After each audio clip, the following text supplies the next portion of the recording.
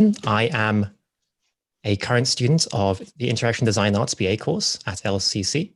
And today I'm hosting a talk or an open panel with our sister course, IID.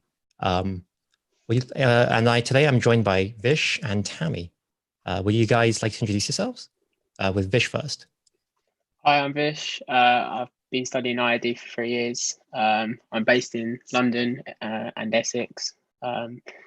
Yeah. Hi, I'm Tammy, and I'm from Taiwan. I'm now in Taiwan too, and I'm graduating from IID, and I've been learning design since I'm high school. Oh, fantastic. Okay, so of course, since I'm not from your course, I'm a little bit out of the loop from exactly what your course is and what you do. First things first, would one of you like to explain to me exactly what you guys do, what the IID stands for, and just a little bit insight into the course itself? Yes. Basically, IID stands for Information and Interface Design. It's kind of been the course just before the year below us have just swapped to UX design. But basically, what we focus on mainly is the design and interactions on web-based, app-based platforms, and designing for users in mind and how they can interact with a certain interface. Yeah, that's the main brief summary of it, I guess. Main brief summary. So that sounds awesome. And I'm going to ask you, what do you like about the course, right? What's your favorite part about the course? And Tammy, do you want to have a stab at that one? Yeah, my favorite part of the course is since I'm from Taiwan, I think my favorite part is I can meet lots of different people and different friends from all the other countries, especially like people in Europe. Because when I'm in Taiwan, most of my friends are just from Asia, and also like I kind of like how our tutor teach us. Like they teach me in a different way, like how I learn in Asia, like in Taiwan. It's more like I think they make me feel like I can be more creative and open-minded. I can do whatever I want. So I really like ID. Okay, so you're a big fan of the community aspect of it. Yeah. So roughly how many people are in your course? Or in your year, at the very least? I think currently roughly there's about 20 of us. It started off a little bit more, but obviously I think every course kind of loses a few people. They kind of want to move on. But yeah, our course is pretty small, which is quite good in a way because we all work pretty closely together. Quite a lot of our work's group-based work at the start. Yeah. So, okay, then if we take into that account, there's about 20. Whereabouts are everyone from? Quite a wide place, to be fair. There's quite a lot of people who are from England, but then we've got people some are from Dubai, some are from Taiwan, Singapore. It's quite a big vary. We had some people from America as well. So it's quite good because we have such a mix and variety of people, but it all helps in terms of like we can learn from one another, and everyone's got different ideas from different countries that they've come from, so we all have different inspiration, which is really cool as well. Okay, so because I know my course, there's people from everywhere as well. We have all the different parts of Europe, all the different parts of Asia, and one of the greatest things is that you see people mixing from different cultures, learning from each other. People have different ways of working on things and have very different mindsets. And it's amazing to see people learning from these differences. So yeah, if Tammy's favorite part is community, what's your favorite part, Vish, or is it also community? I do like community as well. I think for me, what I love so much about IID was it was a course that I was truly interested in. It's why I kind of got into it, and I wasn't the best at school. I kind of found most subjects boring, but for IID in general, that was a subject that I really enjoyed and I really got into. So it actually made it not necessarily feel like it was work in a way. It was more like a hobby or a bit of fun because I was enjoying what I was doing and I was enjoying what I was learning. Okay. Yeah. Any particular projects that really stuck out to you? I'd say my final project actually. I think that was my favorite, just because it was my own individual project. As much as I enjoyed doing group-based stuff as well, this was a project where I had full control of what I was doing, which was pretty cool. Yeah. So what exactly did you do during that final project? So my final project was on the Australian bushfires. I created a infographic website that allows people to engage with a range of different data around the actual bushfires of 2019 and 2020. So that project allowed me to both learn in a way about what happened, so I didn't know much about bushfires, but also got to be really creative and interactive with what I was creating. And I custom coded the site with HTML, CSS, and JavaScript. And yeah, that was my final project, which can be viewed as well. Oh wow, okay. And how about you, Tammy? What was your favorite project?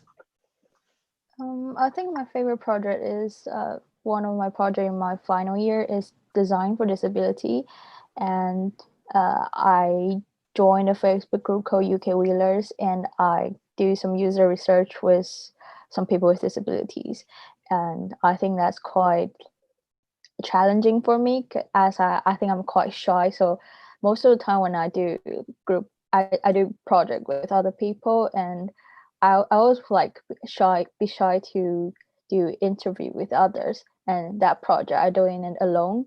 And as English is not my first language, so when I interview them online, I talk to them through the message.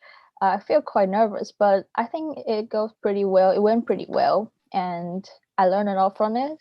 So I really like that project. And I also do another project with Fish and our other classmate called Fishnick. We Okay. do Sorry, the Great Fire I got a London. little bit. Sorry, I was like, huh. Okay, so you did a project with Fish. Okay.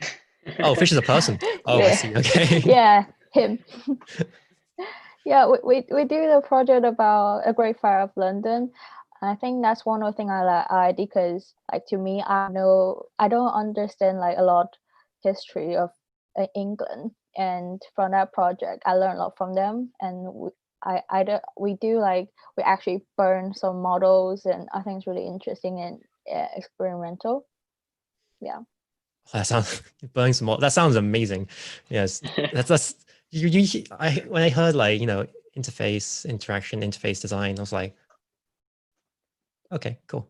Because I've seen some things over the past few years. I didn't know you got super hands on like that. Yeah, I think a lot of people probably just think that we put like images and things together, but I think there's a lot more to it in terms of trying to communicate data, not just through the actual interactions, but also the visualizations. So like Tammy said, we did something where we're burning. We wanted to convey a message of what it kind of looked like the burning to be when there was the Great Fire of London. So it's trying to give a more visual explanation in a way, which I don't think people necessarily think about us doing that at all, to be honest. So yeah, there is definitely a lot more to what we learn and what we want to try and convey through our work. I mean, the best way to learn is through experience, and what better way than to actually burn bridges whilst you're at it. Exactly.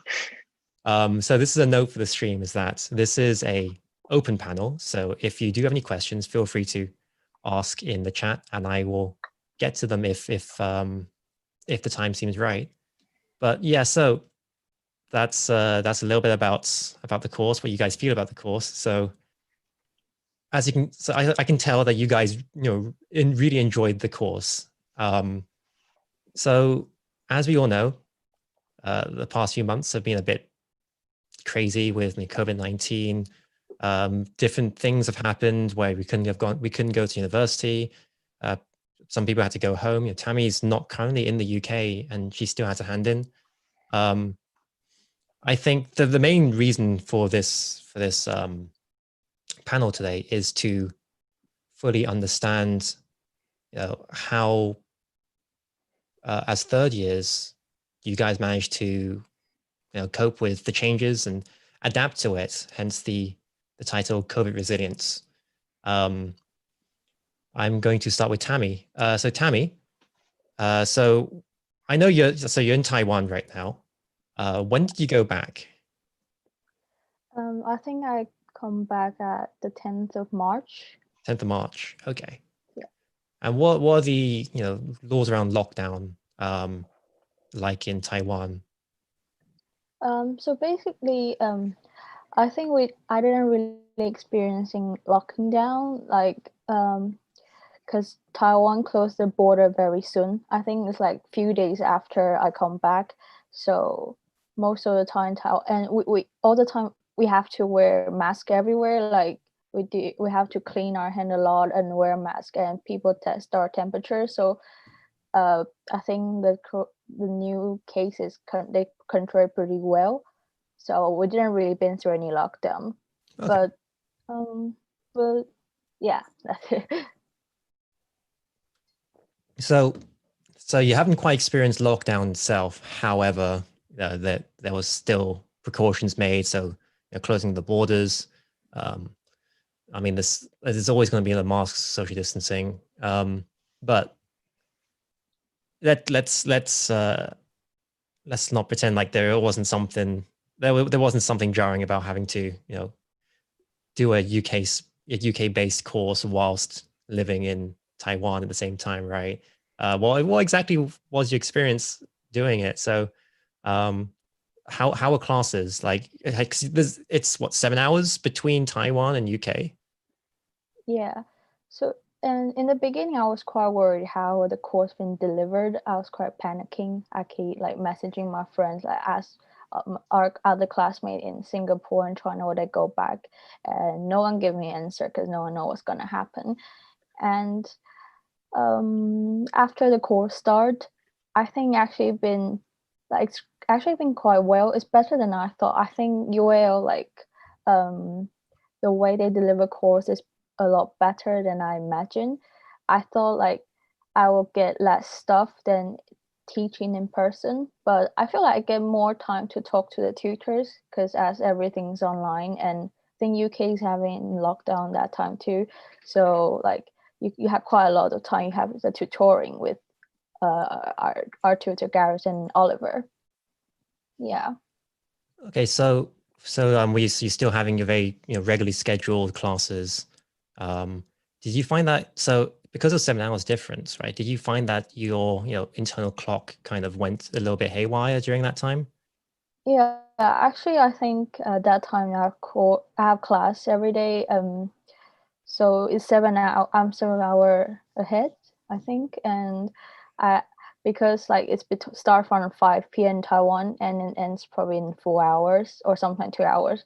I have to reschedule my dinner time because I either have to eat it before that or I have to eat it during like a break time, which is only like 20 minutes.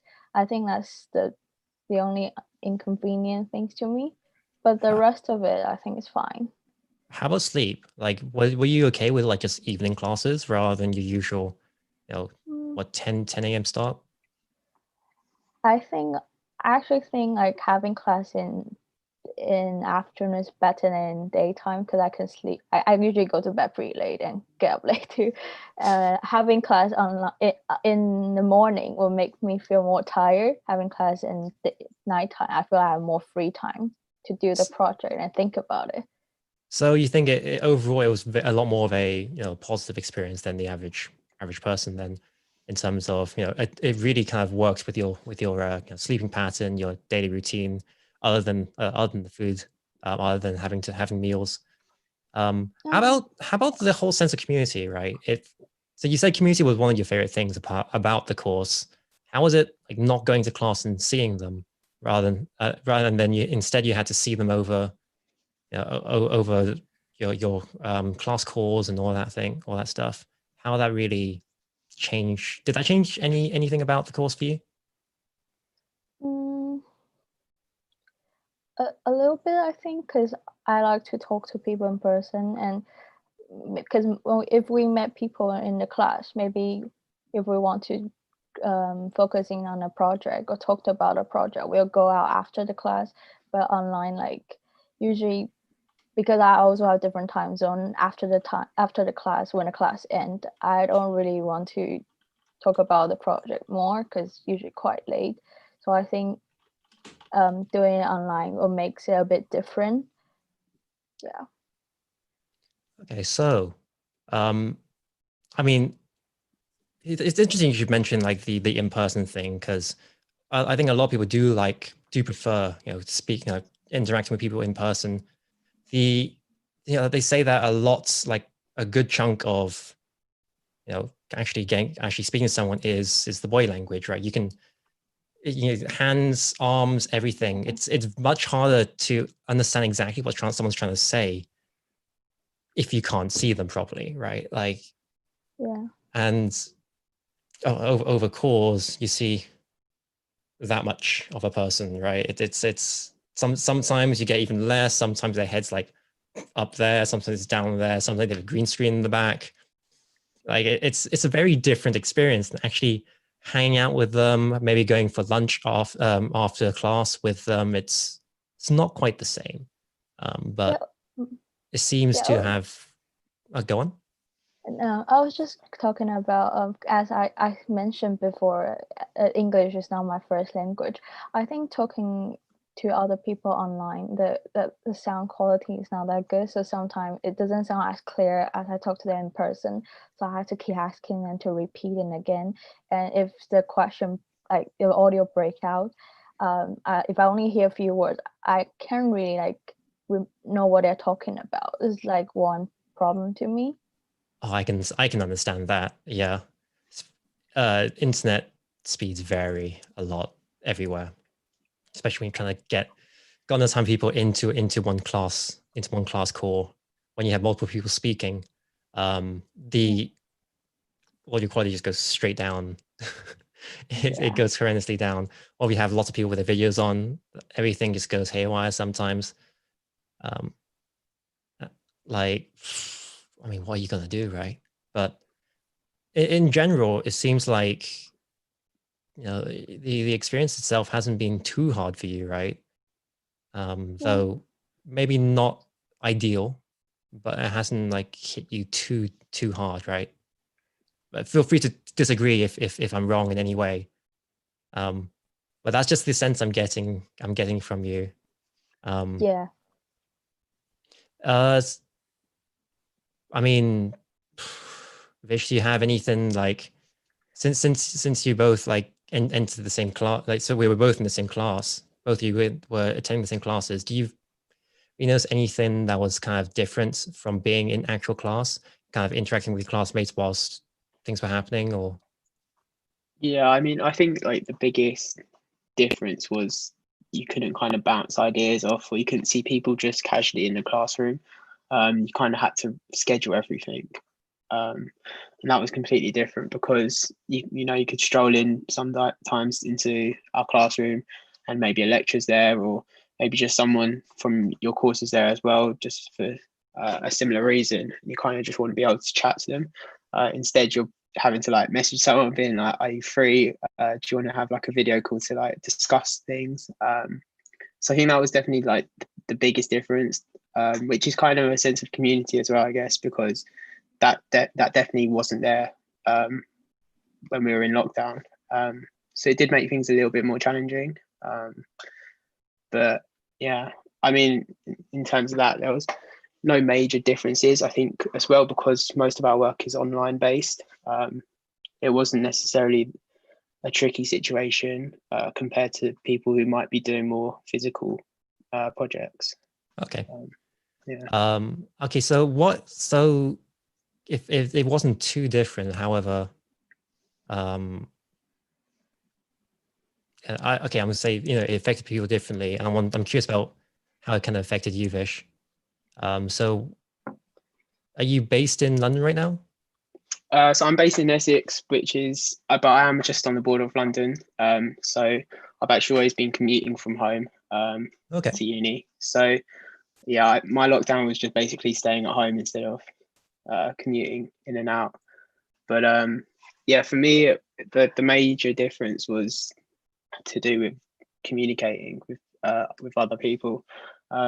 instead of like just talking to people when we're out in a course in our lectures or something, I was FaceTiming my people from my course when I was like unsure of something, or I wanted to like bounce some ideas off someone. But yeah, in terms of lockdown kind of just affected my commute, which was much cheaper. So I'm not I'm not complaining about that. But yeah, I think it was definitely more of the community side of things. You didn't see people from uni as often or ever. The only kind of major way to do it was through a video call, which was obviously the only real way we could communicate. And to be able to see people to actually show like these expressions, which aren't the best virtually, I guess. Did you find that your work kind of was affected by not being able to bounce ideas as easily? Yeah, definitely. I struggled a lot at the start with actually just coming up with an idea for my final project. I think even just coming into lockdown, I still didn't really have an idea. So my whole project was all up in the air, and I was not happy about it. So this definitely made it more difficult, and it just required me to be able to just kind of change how I was doing things and to actually think more for myself instead of trying to get ideas. As much as like working in a group is, I think, so much better because it's a load of different opinions to collaborate. You know, I had to become definitely a lot more independent in just going with, this is what I want to do, this is my idea, and I'm just going to run with it. Yeah. So, okay, let's talk about let's talk about crunch time, right? So, I'm pretty sure that final hand-in was a struggle for every third year, but I think this time round maybe even more so. What do you? How did the hand-in change for you guys? Like, what was exactly was different from normal hand-in to having to hand in from home? Like, was there a different hand-in method or? No, not really. Our hand-ins are done online anyway. So for us, the actual hand-in didn't change in a way. But what was kind of different was the communication of our final presentation. So when we've completed a project, we are supposed to present our work. Obviously, that's done in person. You'll have the presentation ready to show the work off, or if it's a physical thing, you would have brought it into the uni to show it. And that definitely was the biggest difference I think that we kind of saw. Everything had to be done via screen, and you just screen share your presentation, which was definitely really weird. Like I didn't particularly like it because I can't see what people were seeing on my screen. I always had to keep on saying, "Can you see this? Can you see that?" So yeah, I think that was definitely the trickiest thing. And how do you communicate it and not make it like extremely boring, I guess, because it is literally just making someone stare at a screen and you're just reading through each slide. You can't do like a physical presentation, which can often be a bit more fun. I mean, it's possible, just not feasible, right? Yeah, of course, yeah. You can you could go into a huge amount of effort to like set up like a backdrop and everything, yeah, rehearse, but it's not the same. It's not, no. And especially keeping when people interested. Yeah, especially when there's like 20 people who are all queued up in a line to go and present after you. You can't be waiting about 20 minutes for someone to set up just before each presentation, because it's not fair on everyone else, is it? Yeah. So yeah, I think that was the biggest submission worry, was how can you do it in a more fun way. Okay. Tammy, how about you? What do you find anything kind of tricky about having to hand in from Taiwan? During the last few weeks and months of university. I think the main difference is like before I start to do the project, when I'm still thinking about the ideas, I'll think about like in the end it's still gonna be like a website anyway. It's gonna be on a screen, so I, I, it won't be as crazy as I thought. Because before, like the past 2 or 3 years, every time when I think about my last project, I always think about I'm gonna make some amazing installation, a big interactive installation. But like till now, before I did a project, I just like I should think in different ways, because if it's gonna be online, it should be like something on a screen. It shouldn't be that crazy because people can really experience it. I think some of my classmates, like Christina, she made like a really cool like project. I really want to see in person, but because we can have like a degree show in uni, so I have to see everything online. I can't touch it. I feel like it will be a lot better if I can do it in school. Yeah. Okay. So you're getting at the fact that the media for your projects were really hindered by this online digital presentation of sorts. That's really unfortunate because, you know, I think that this does bring me onto the grad show, right? The grad show, that the digital showcase that's going on right now.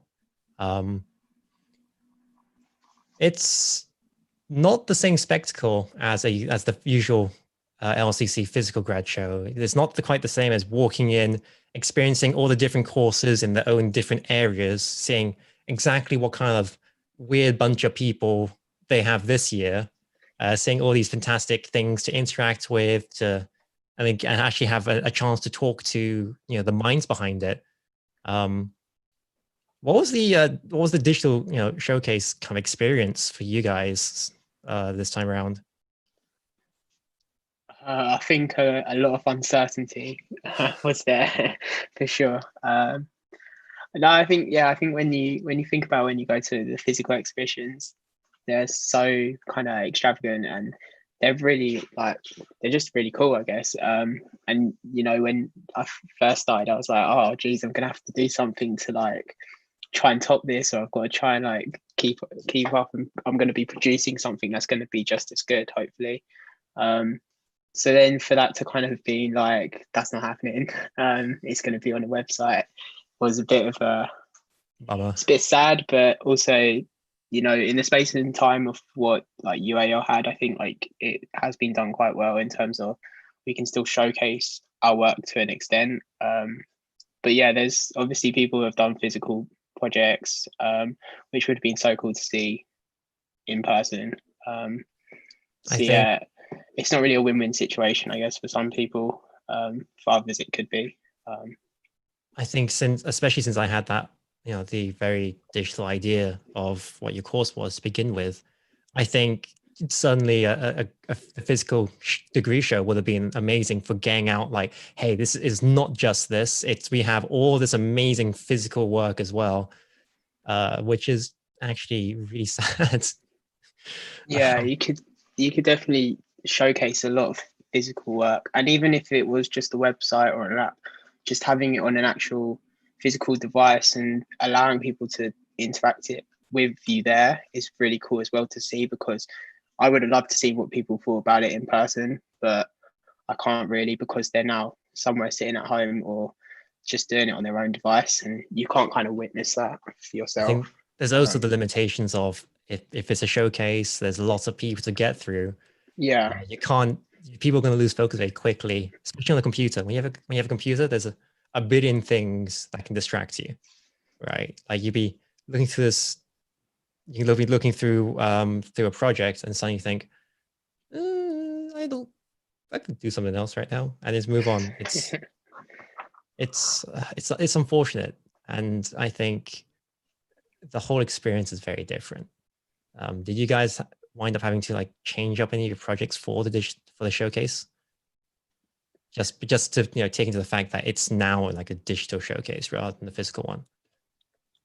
I didn't. I kept what I essentially was going to put up for my exhibition, which was my final project. So for me, I didn't really change anything. I think like maybe how I would have showcased it would have been different. Okay, so so how would you have showcased it?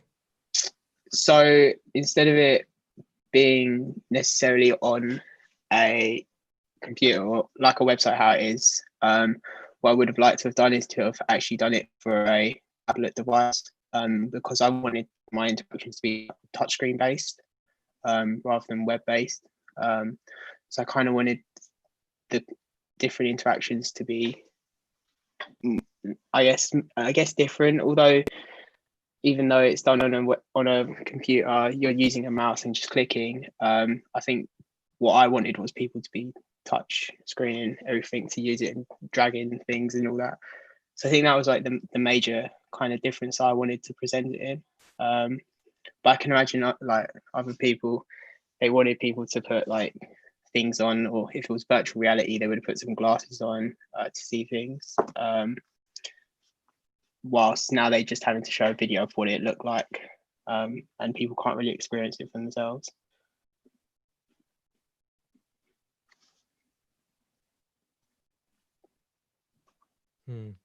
So,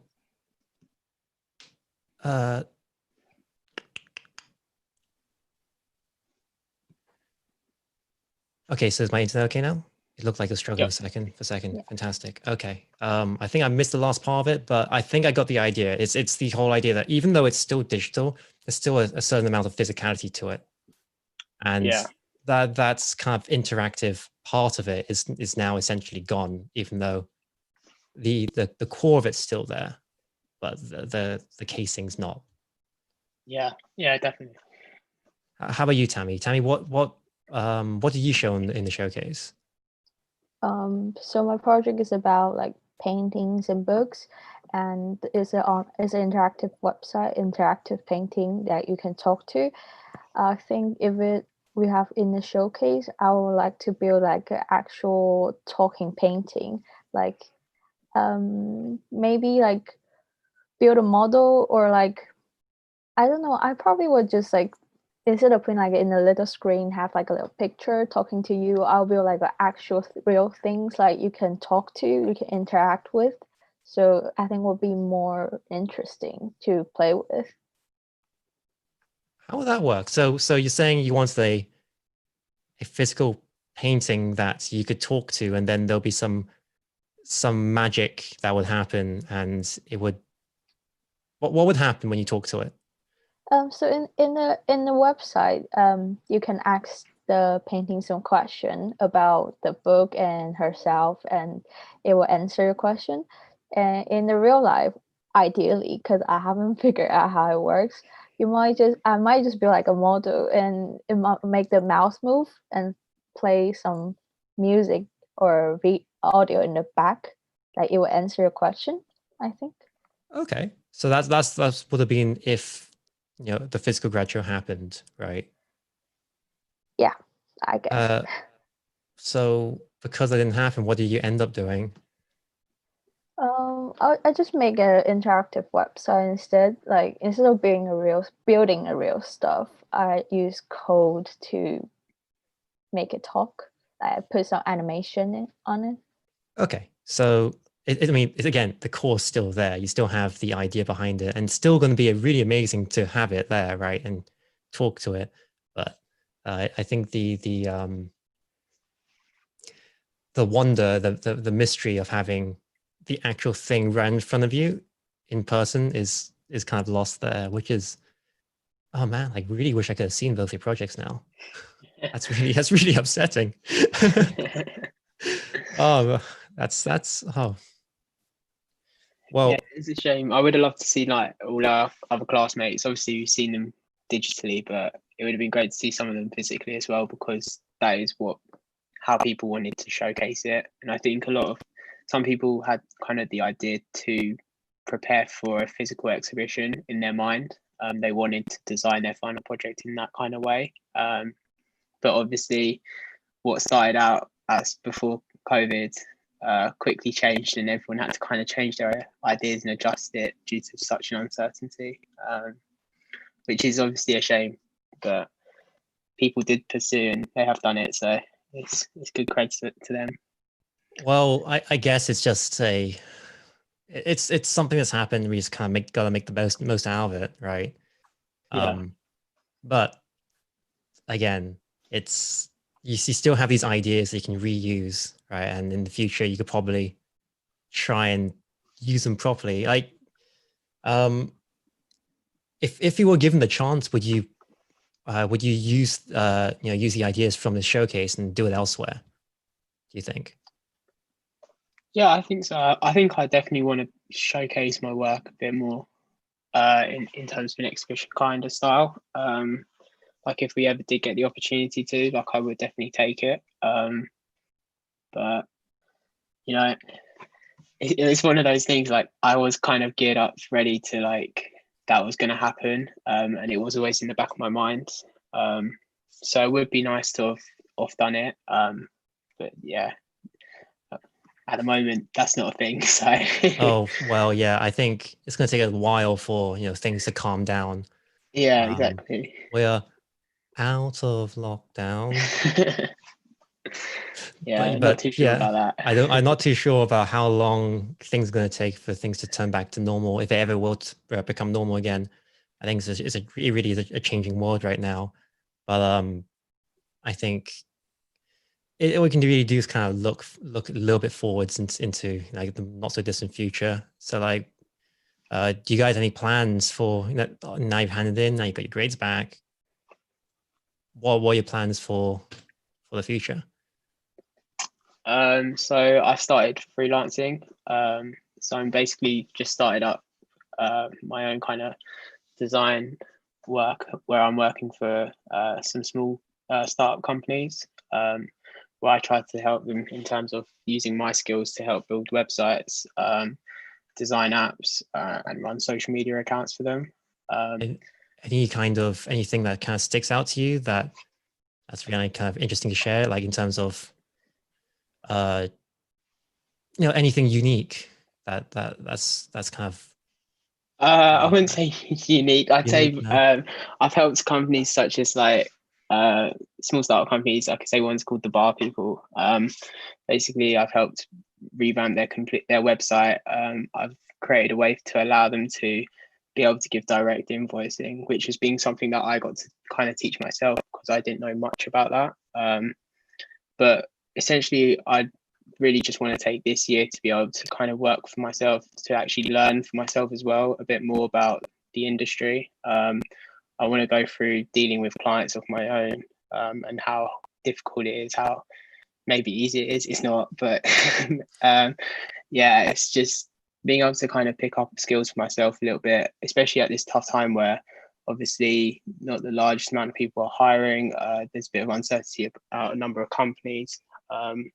So I think this kind of year, I wanted to take for myself to try and teach myself a little bit, as much as I've learned a lot from IID as well, which I hope to use for the future, really. Okay. And Tammy, how about you? What was your plans for the future? So I already booked a ticket to go back to London the end of this month, and I'm gonna study master in UAL in October, and because I think like the job market now is probably not good for international student, or not just international, probably for a lot of graduate students now. So I think I will just keep studying master, and hopefully after a year everything's gonna be normal again, and I'll have a job in UK. Well, at the very least, you'll be 1 year wiser. At the very least, you'll have a little bit more knowledge of how things will play out, and if at the very least you're making the most out of that time. Well, I hope the best kind of comes out from this whole experience. Like, I can tell you right now, it's definitely been a long year I think for everybody.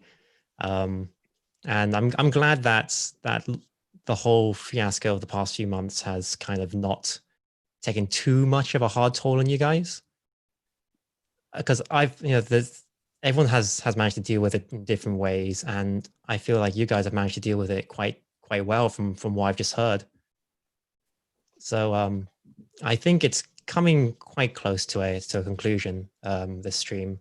So do you guys have any like final inputs or anything that you want to share about the course, or anything, some fun story that happened during online classes or anything? Not particularly. I would say though that, I mean, this course definitely did help a lot. I think whilst it wasn't like probably the most affected by COVID and everything, it definitely did have its own struggles, which obviously I think everyone, like the staff and all the pupils, did well in terms of getting something done and actually being able to work together a little bit to do it. So I think like it's definitely been a struggle, but it's definitely been good to get everything out. And we've all done now. We've all got our results, and we're probably all happy. So yeah, it's been good. It's been a ride. How about you, Tammy?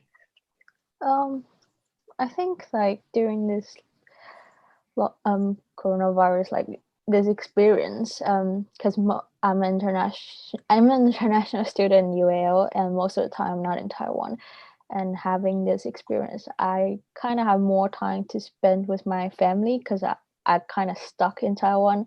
It's kind of like an excuse for me to be with my family. I feel quite happy about that. I mean, also there's lots of other negative stuff happening, but it made me more how do I say? Appreciative of, of your family. Yeah, appreciate the time with them. And I think that's it. Yeah. Okay, I think that's a good place to wrap up. So thank you guys for watching. Thank you for joining me on this panel. And I guess we're saying bye from Vish, bye from Tammy, and bye from me. Bye-bye.